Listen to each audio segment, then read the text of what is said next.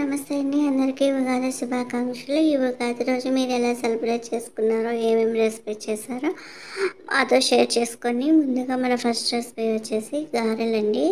So, ఈ గారెలు try చేయడానికి ముందుగా మినపప్పుని నైట్ అంతా నానబెట్టేసి, అందరికీ తెలిసిన రెసిపీయే కాబట్టి నైట్ నానబెట్టుకొని మార్నింగ్ మిక్సీకి వేసేటప్పుడు ఇందులోనే సాల్ట్, పచ్చిమిర్చి వేసి ఇలా మిక్సీ పట్టుకున్న తర్వాత కొద్దిగా కొత్తిమీర, కొద్దిగా పుదీనాకు వేసుకొని పెద్ద పెద్ద ఆనియన్స్ రెండింటిని ఇలా సన్నగా చాప్ చేసుకొని వేసుకున్నాను. ఈలోపు ఆయిల్ వేసుకున్నాక స్టవ్ మీద ఆయిల్ పెట్టుకున్నాము.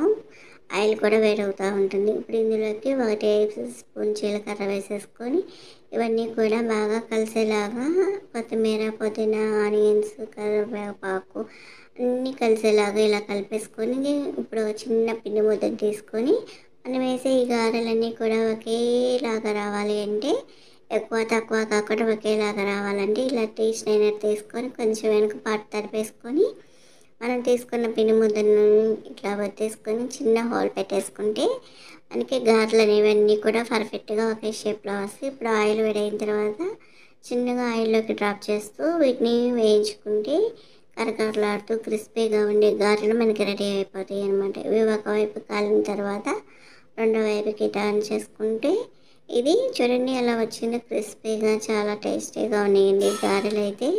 సో ఇలా వచ్చిన ఈ గారెల్ని ఒక బౌల్లోకి వేసేసుకొని మనం వీటన్నిటిని ఇలానే తీసేసుకోవాలి. సో ఒక వాయి అయిపోయిన తర్వాత సెకండ్ వాయి కూడా వేసేసుకొని మనకి ఎన్ని గారెలు అయితే కావాలో అన్నిటిని ప్రిపేర్ చేసుకొని ఒక బౌల్లోకి వేసుకుంటే ఎంతో టేస్టీ క్రిస్పీగా ఉండే మినపగారెలు మనకి రెడీ అయిపోయింది. ఇంకెందుకు ఆలస్యం, మీరు కూడా ట్రై చేయండి. మన రెండవ రెసిపీ వచ్చేసి అసలైన ఉగాది చట్నీ అండి. ఇక్కడ చూపిస్తున్నట్లు వేపకాయలు ఉన్నాయి కదా, వేపకాయలను తెంపకుండా ఇక్కడ పువ్వులాగా ఉన్నది కదా, ఈ పువ్వు లాంటిని అన్నిటినీ కలెక్ట్ చేసుకోవాలి ఒక స్పూన్ అయ్యేలాగా. ఈ పువ్వులన్నీ తీసుకొని వాటర్లో వేసి పక్కన పెట్టుకున్నాక ఇప్పుడు మనం ఉగాది పచ్చడి ఎందులోకి అయితే ప్రిపేర్ చేస్తున్నామో ఒక బౌల్ తీసుకొని ఇందులోకి 1 కప్పు బెల్లం తురుము వేసుకుందాము. నేను ఫస్ట్ తీపి వేసానండి, మన లైఫ్ కూడా తీయగా ఉండాలని చెప్పేసి.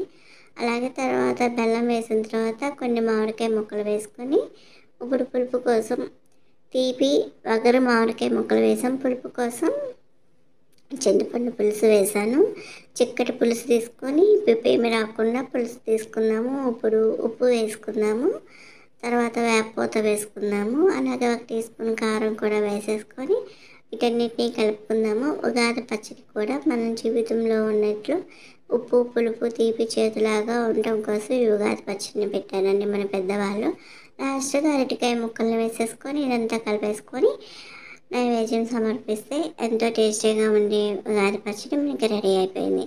సో మీరు కూడా టేస్ట్ చేస్తారా లేదా నాకు కామెంట్ చేయండి. మన థర్డ్ రెసిపీ వచ్చేసి బెల్లం పరమాన్నం అండి. ముందుగా 1 కప్ కుక్కర్ తీసుకొని 1 కప్ రైస్ వేసుకొని 2 టేబుల్ స్పూన్ల కందిపప్పు వేసుకొని వాటర్ వేసి 3 సార్లు శుభ్రంగా వాష్ చేసుకున్న తర్వాత 1 కప్పు రైస్కి 4 కప్పుల పాలు పోసుకుందాము.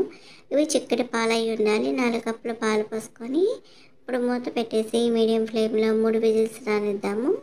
ఈలోపు ఏ కప్తో అయితే మనము రైస్ తీసుకున్నామో అదే కప్తో 1.5 కప్పు బెల్లం తురుము తీసుకుందాము. 1.5 కప్పుల బెల్లం తురుముకి 1 కప్పు వాటర్ పోసుకొని ఈ బెల్లాన్ని మనం కరిగించుకుందాము. సో ఇప్పుడు ఈ బెల్లం అంతా కరిగేదాకా మనం వెయిట్ చేద్దాము. ఈలోపు పాయసం మూత తీసేసి ఆవిరిపోయిన తర్వాత పాయసాన్ని చూడండి చక్కగా పాలు పీల్చేసుకుని ఇలా ఒకసారి బాగా కలిపేసుకొని ఇప్పుడు మనకి బెల్లం కూడా బాగా కరిగిపోయింది. కరిగిపోయిన బెల్లాన్ని స్టవ్ ఆఫ్ చేసేసుకొని పాయసం కూడా స్టవ్ ఆఫ్లోనే ఉండాలి. ఇప్పుడు స్టైనర్ తోటి మనము ఇలా ఫిల్టర్ చేసుకోవాలన్నమాట బెల్లాన్ని. ఇలా ఫిల్టర్ చేసుకున్న తర్వాత ఈ బెల్లపు వాటర్ అంతా కూడా రైస్కి పట్టేలాగా ఇలా బాగా కలుపుకోవాలన్నమాట.